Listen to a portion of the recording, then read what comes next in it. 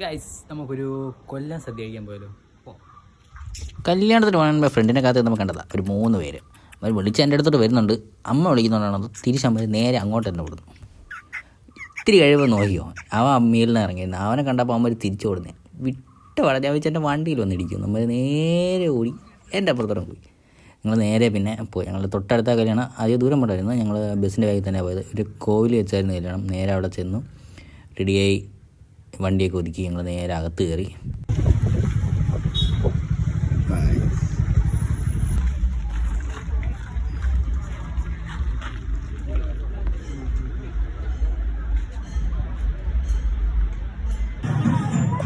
ഈ വാച്ചിങ് ഇപ്പം എത്ര രൂപയാണ് കളിച്ചത്?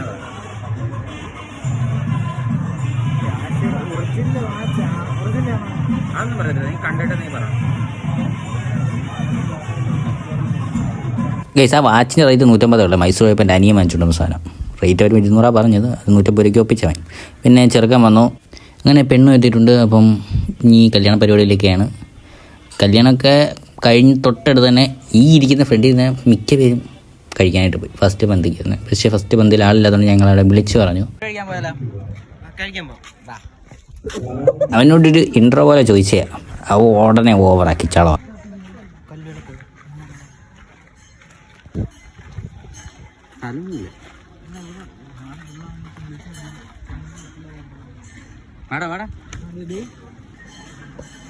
ഒരുപാട് സദ്യകൾ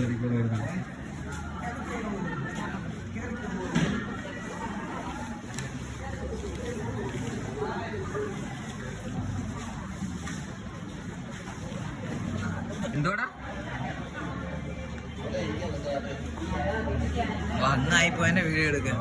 അങ്ങനെ ഇതാണ് എൻ്റെ ഇല. അത്യാവശ്യം നല്ല വലിയൊരു പപ്പടം കിട്ടിയിട്ടുണ്ട്. പപ്പടം അത്യാവശ്യം എനിക്ക് ഒരുപാട് ഇഷ്ടമാണ്. അപ്പം വലിയത് തന്നെ കിട്ടിയത്. പപ്പടത്തിന് ഭംഗി നോക്കിക്കൊണ്ടിരിക്കുന്നതിന് മുമ്പേ പരിപ്പും ചോറും വന്നു. അങ്ങനെ ഞങ്ങൾ ആദ്യം പരിപ്പും ചോറും കൂട്ടിയും കഴിച്ചു. അത് കഴിച്ച് കഴിഞ്ഞപ്പോഴത്തേക്ക് നമ്മളെ സാമ്പാർ വന്നു. സാമ്പാറും ചോറും കഴിച്ചു. അതും കഴിച്ചങ്ങോട്ട് കഴിയുന്നതിന് മുന്നേ തന്നെ നമ്മൾ അടപ്പായസം വാങ്ങിയിട്ടുണ്ട്. അടപ്പായസം ആദ്യം കുറച്ച് വാങ്ങിച്ചു. അതിൻ്റെ കൂടെ തന്നെ ബ്രഹ്മസലിയും വന്നു. അത് രണ്ടും വാങ്ങിച്ച് കഴിച്ചു.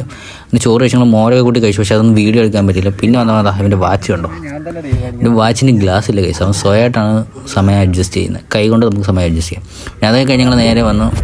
സദ്യ എങ്ങനെ ഉണ്ടെന്ന് അമ്മ അടുത്ത് ചോദിച്ചു നോക്കിയതാണ്. എങ്ങനെ ഉണ്ടായിരുന്നു സാർ? അടിപൊളി ഫുഡാണ്.